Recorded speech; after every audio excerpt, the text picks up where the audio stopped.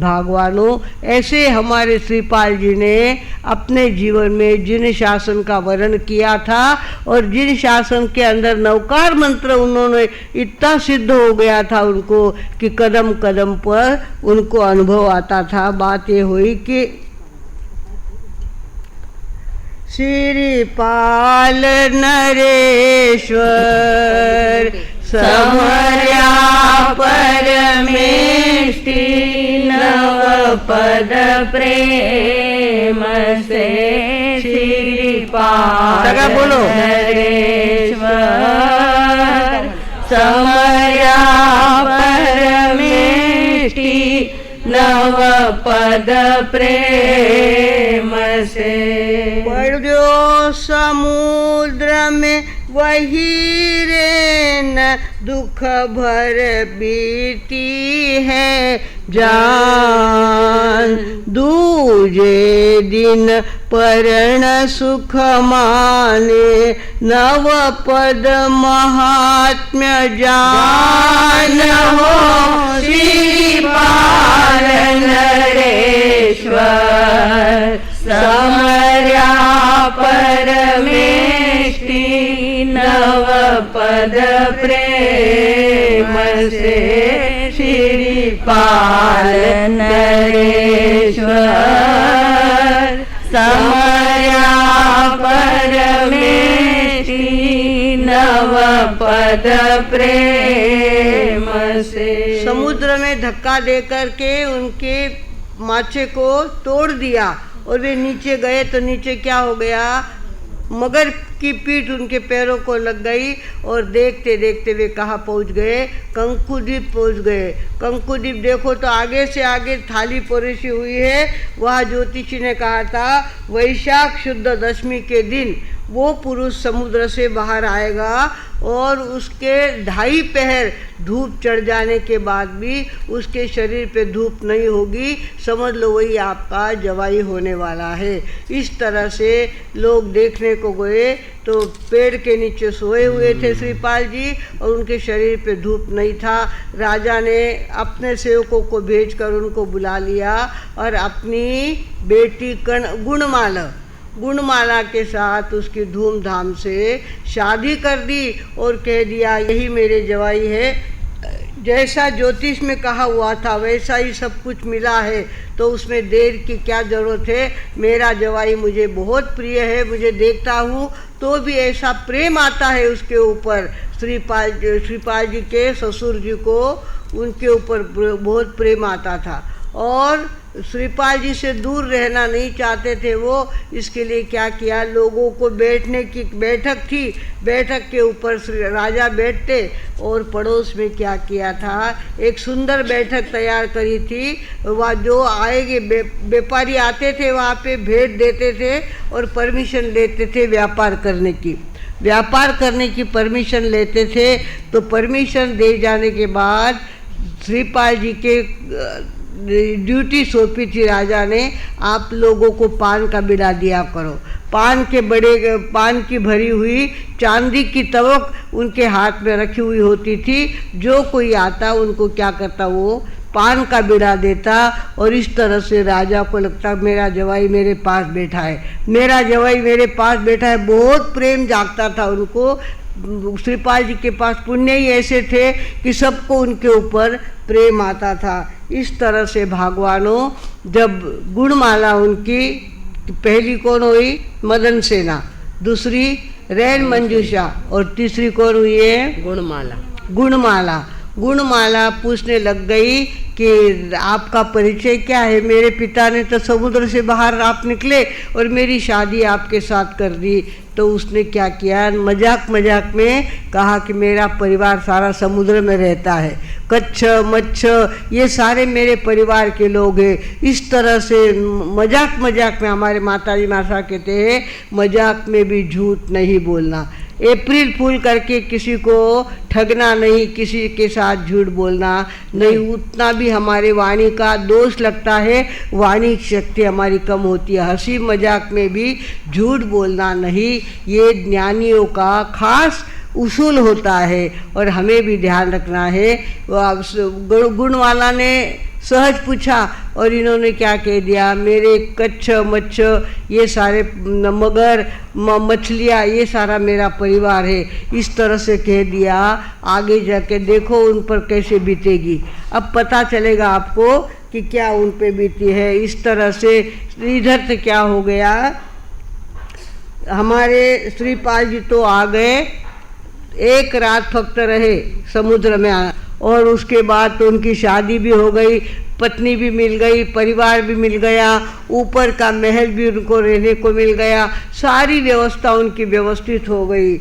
इधर क्या हो गया, कहू वहान की श्रोता सुन जो धवल हुआ खुशहाल, सब धन आज लगेगा मेरे, सुंदर दोनों बार हो श्रीपाल नरेश्वर, समर्या परमेष्टि नवपद प्रेम से, श्रीपाल नरेश्वर, समर्या परमेष्टि नवपद प्रेम। धवल से दिन के सपने देख रहे हैं, वो सोचने लगे मैंने धक्का दे दिया, श्रीपाल जी समुद्र में पड़ गए, अब नीचे पहुंच गए होंगे और वो तो निष्प्राण हो गए होंगे। उनको क्या पता, एक ही जिसके पुण्य साथ में होता है वो समुद्र में पड़ के भी तर जाता है, ये उनको पता नहीं था, उनको मालूम नहीं था। और वो सोचते थे कि श्रीपाल जी तो मर गए, अब दोनों लड़कियां मेरी होगी, दोनों बहुएं मेरी होगी, और मेरे 250 जहाज जो श्रीपाल जी को देने पड़े थे वो अब मुझे मिल जाएंगे। इस तरह से धवल सेठ क्या कर रहा था, अपने आप को बहुत ज़्यादा भाग्यवान समझता था। दोनों लड़कियों पर मेरा कब्जा होगा और सारे धन पे भी मेरा कब्जा होगा, ऐसा वो सोच रहा है। पर उसको क्या पता कि धर्म की शक्ति हमेशा कर्म से आगे चलती है। इधर क्या हो गया, हमारे धवल सेठ सोचने लगे अब तो अपने को कुछ मेहनत करनी पड़ेगी, काम करना पड़ेगा। उन्होंने क्या किया, अपनी एक दासी को भेजा दोनों लड़कियों के, दोनों बहुओं के पास, मदन सेना और रैन मंजूषा के पास अपनी दासी को भेजा। उनको कहा कि देखो वो श्रीपाल तो मोल लिया हुआ एक नौकर था, बोले कोई खास बात नहीं थी, वो मर गया तो कोई बात नहीं है, अब तुम क्या करो, सेठ साहब को अपना स्वामी समझो और खूब आनंद लहर करते रहो। इस तरह से दोनों को कहा। और इधर दासी दौड़ती हुई आई, उसने कहा महाराज बहुत गजब हो गया है, हमारे श्रीपाल जी तो समुद्र में पड़ गए हैं, उनकी खाट टूट गई और वो नीचे चले गए हैं। अब दोनों इतनी ज़्यादा वेदना से भर गई, दोनों सोचने लगी कहाँ पियर रह गया, कहाँ ससुराल रह गया, और कहाँ समुद्र के बीच में हमारे स्वामी का स्वर्गवास हो गया, अब हम क्या करेंगे। इस तरह से उन्होंने क्या किया, अपने शरीर पर जो गहना था वो गहना उतारना चालू कर दिया, रोने लग गई और बेहोश पड़ गई। बेहोश पड़ने के बाद उन पर पानी छाटा, होश में आई तो नमो अरियंताणम नमो सिद्धाणम, श्रीपाल जी ने पहले ही उनको पहले दिन से सिखा दिया था, बाकी कुछ याद रखो मत रखो, पर नवकार मंत्र याद रखना। नवकार जपो भाई विपत सब भागे, नवकार जपो भाई विपत सब भागे, शक्ति है बड़ी भारी चलती है आगे आगे, शक्ति है बड़ी भारी चलती है आगे आगे, नवकार जपो भाई विपत सब भागे, नवकार जपो भाई विपत सब भागे। मैं ना सुंदर श्रीपाल राजा धातुरवादी गुरुवर,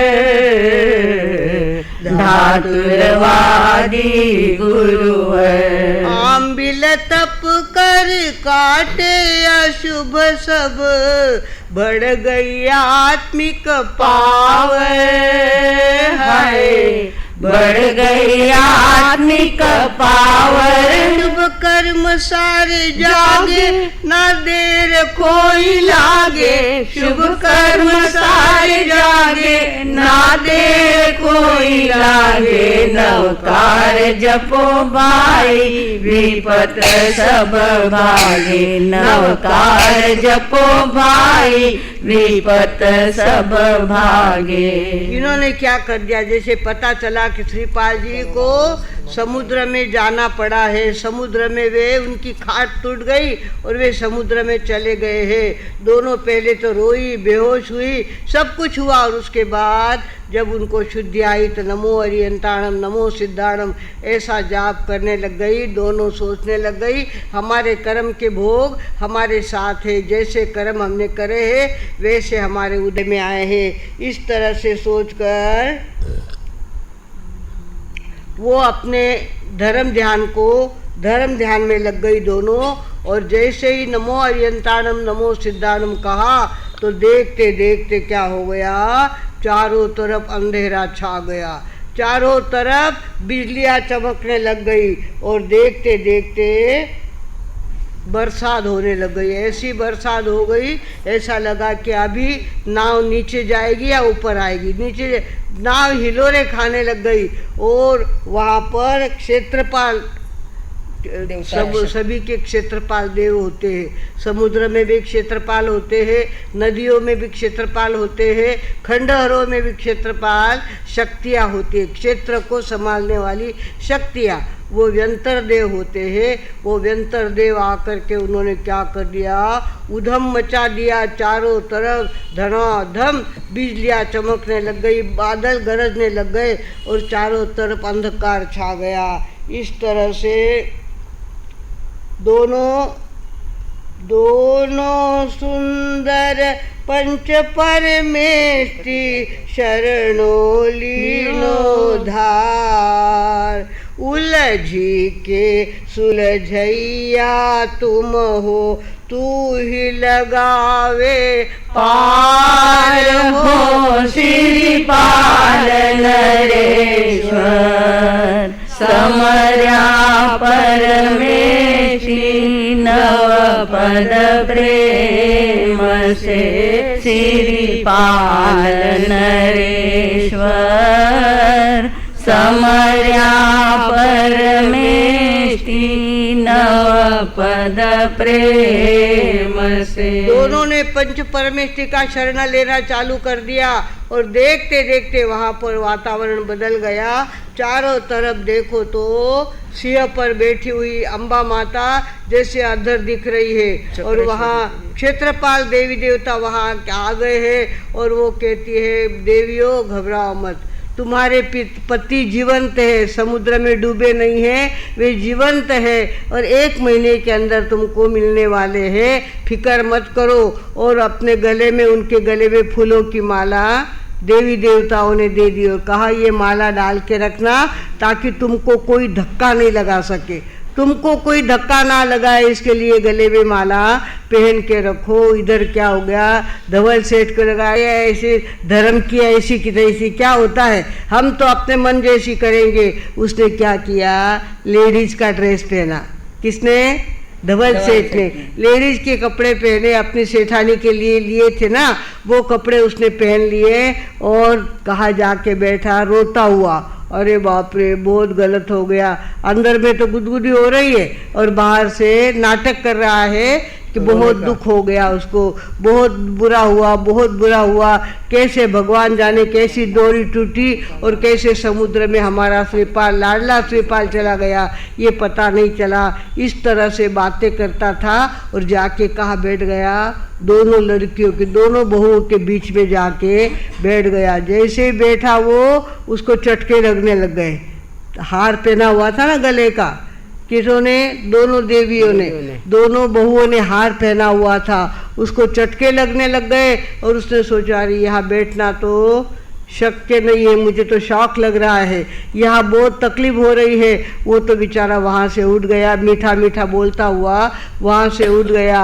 और देखते देखते इनके श्रीपाल जी के जहाज कहाँ जा रहे हैं, कंकु द्वीप की ओर जा रहे हैं, कंकु द्वीप की तरफ जा रहे हैं। इसने बहुत प्रयत्न किए, मीठा बोल के देखा, ड्रेस बदल के देखा, उनके पास जाके देखा, उनको समझा के देखा, पर दोनों तो कहने लग गई हमारे पिता ने जिनके साथ हमको भेजा है वही हमारे पति है, वही हमारे स्वामी है, और वो मिले बिना हमको कोई चैन आने वाली है नहीं। इस तरह से ये दोनों तो अपने धर्म में दृढ़ रही है। और इधर श्रीपाल जी लगातार, श्रीपाल जी धवल सेठ अपने प्रयत्न करता गया और प्रयत्न करता हुआ फेल होता गया, हर बात में फेल होता गया। इनके पास पंच परमेष्टि था और श्रीपाल जी के पास कुछ नहीं था, वो तो खाली था।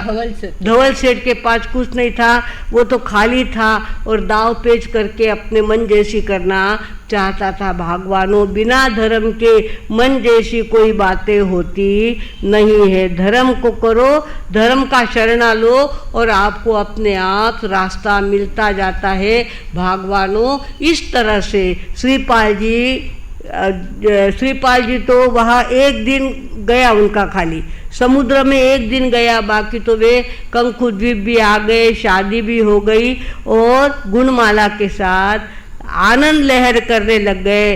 इधर हमारे धवल से पहुँचते पहुँचते कहाँ पहुँचे हैं, योगायोग होता है। देखो, योगायोग ऐसा था कि ये भी कंकु द्वीप इनके जहाज आके उतरे हैं। जहाज में आकर के उन्होंने देखा है कि यहाँ का राजा कौन है, उनको भेंट देनी पड़ेगी और भेंट देने के बाद हमको यहाँ व्यापार करने की परमिशन मिल सकती है।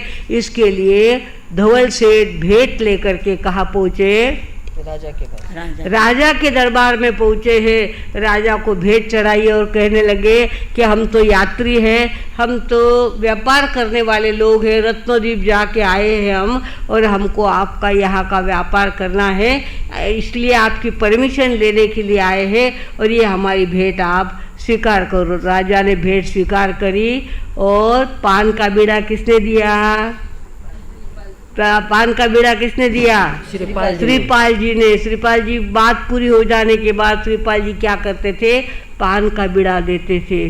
पान का बीड़ा देते समय धवल सेठ ने देखा, अरे ये भूत यहाँ पे, मैंने तो इसको समुद्र में डाल दिया और ये यहाँ कैसे। इस तरह से उसको तो और ज़्यादा बेचैनी हो गई और जा कर के उसने वॉचमैन से पूछा ये कौन है, ये पान देने वाला कौन है। तो उनका समुद्र में से आया हुआ जीव है, पता नहीं समुद्र के किनारे राजा को मिला और राजा ने अपनी लड़की की शादी उसके साथ कर दी है। अब तो इसके और अंगार जल गई अंदर में और सोचने लगा, अरे मैं तो इसको मारने की कोशिश करता हूँ और ये तो कहीं से भी जिंदा निकलता है, ये समुद्र में से जिंदा कैसे निकला, ये उनको पता नहीं चला। पर लगा कि अब कुछ न कुछ इलाज करना पड़ेगा, ये भूत जब तक जिंदा रहेगा मुझे सुख से नहीं रहने देगा, इसको तो मुझे मारना ही पड़ेगा, इसको तो कुछ न कुछ सजा देनी ही पड़ेगी। इस तरह से धवल सेठ सोच रहे हैं, श्रीपाल जी की उल्टी बात सोच रहे हैं और श्रीपाल जी अपने सीधे रास्ते से चल रहे हैं। नौकार का जाप करते हुए अपने आप को भाग्यवान समझते हैं, अपने माँ बाप के उपकार ध्यान में लेते हैं, अपने गुरु के उपकार ध्यान में लेते हैं और आनंद से उनकी यात्रा चल रही है। अब किस तरह से धवल सेठ श्रीपाल जी को कष्ट देता है, कैसा कष्ट देता है और कैसे कष्ट में से श्रीपाल जी नौकार मंत्र के बल से कैसे उसमें से भी बाहर निकलते हैं, ये तो सुनने के बाद पता चलेगा। घड़ी का काटा आ गया, 10:07 हो गए हैं। इसके लिए यहीं पर अपना चरित्र यहीं पे रखते हुए अब मैं विराम लेती हूँ। ओम शांति। हर शर